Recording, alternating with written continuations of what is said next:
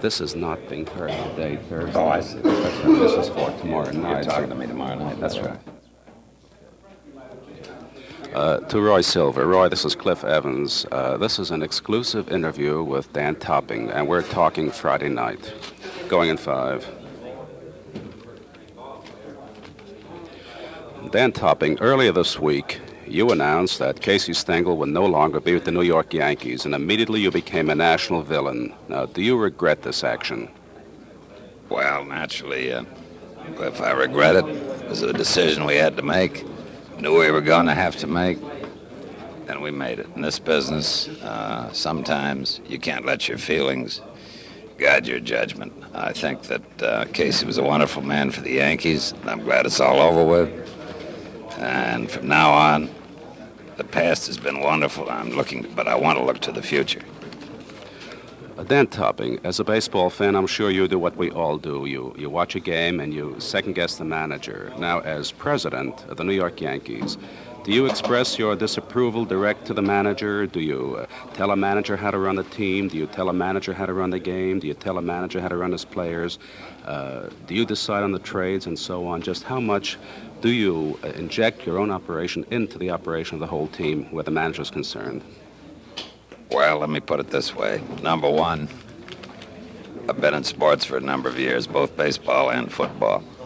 And I've never, ever gone to a football coach or a baseball manager in all my years and ever talked to him in the dressing room about his ball players or second-guessed them. And I think any of them that have worked for me could verify that.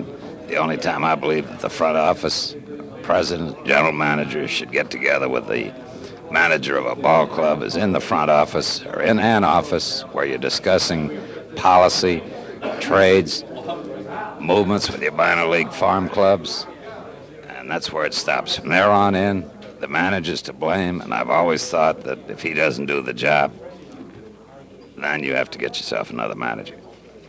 DanTopping, when Earl Red Blake resigned as football coach at West Point, he said, and I quote, "It is unthinkable to overstay a career." Now, would you say that applies to Casey Stengel's career with the New York Yankees?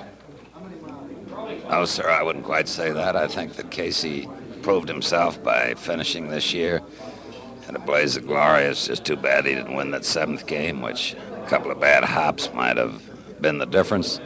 But I think a time comes that one must think for the benefit of the organization, even though it may hurt you and you may get a lot of bad publicity and the fans may be mad at you, but I'm sure that in the long run, the fans are only interested in what I am. That is the future of the New York Yankees, and keep the ball club out there that's going to be a representative winning ball club. And I might add that there have been sad moments since we've had the Yankees. There's one fellow I'll never forget that I think was one of your great all-time athletes, was a guy named Joe DiMaggio. Mm-hmm. And I just know when he went out that Joe came in, shook my hand, thanked me. And since then, we've been great personal friends. We've never gone into baseball. He's on the outside. He comes up and sees ball games as a friend.